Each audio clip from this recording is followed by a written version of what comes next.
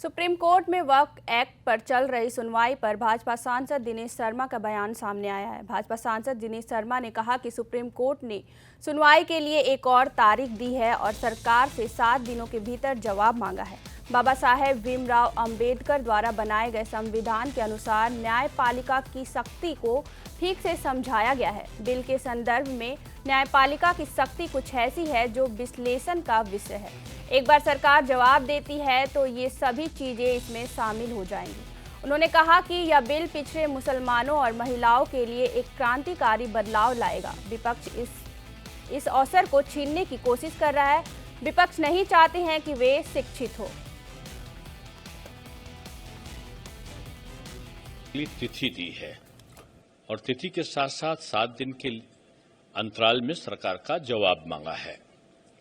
तो मैं समझता हूं कि किसी भी न्यायालय में कोई याचिका होती है तो एक सामान्य प्रक्रिया माननीय न्यायालय करता है।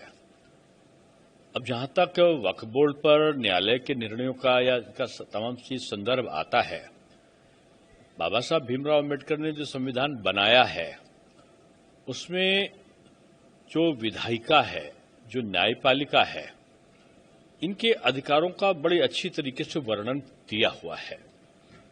वक्फ बिल अब एक विधेयक बन चुका है और विधेयक के संबंध में क्या अधिकार होते हैं, ये एक विश्लेषण का प्रश्न होगा।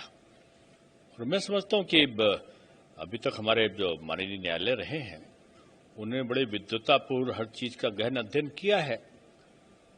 अब वो किस बिंदु पर सुनवाई कर सकते हैं, किस नहीं कर सकते, ये तो जवाब देने के बाद आएगा। जब सरकार जवाब देगी तो सारे बिंदु उसमें आएंगे। लेकिन ये जरूर है कि ये बिल एक क्रांतिकारी परिवर्तन, जो वंचित, जो पिछड़ा, जो महिला, जो तलाकशुदा महिला, वृद्धा मुस्लिम महिला हैं, उनके लिए वरदान रहा है। और विपक्ष उस अधिकार को मुस्लिम वर्ग से छीनने की चेष्टा कर रहा है। वो नहीं चाहता ये पढ़े लिखे हों, नहीं चाहता कि महिलाओं की दशा सुधरे, नहीं चाहता कि मुस्लिमों के जो वंचित और पिछड़े हैं वो भी आज उन्नतशील बने, प्रगतिशील बने। इसलिए इतनी बड़ी पैरोकारी, सारा विपक्ष लग गया।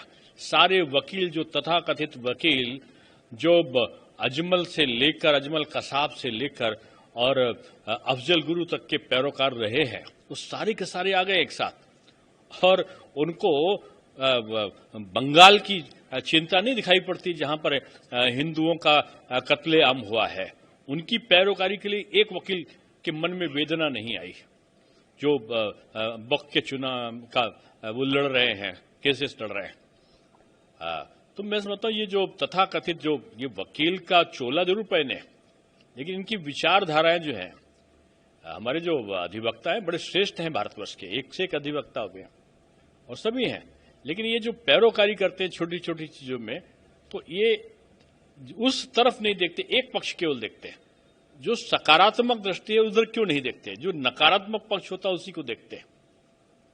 तो माननीय न्यायालय में बहस चल रही है, हमारे विद्वत अधिवक्ता उसका जवाब दे रहे हैं।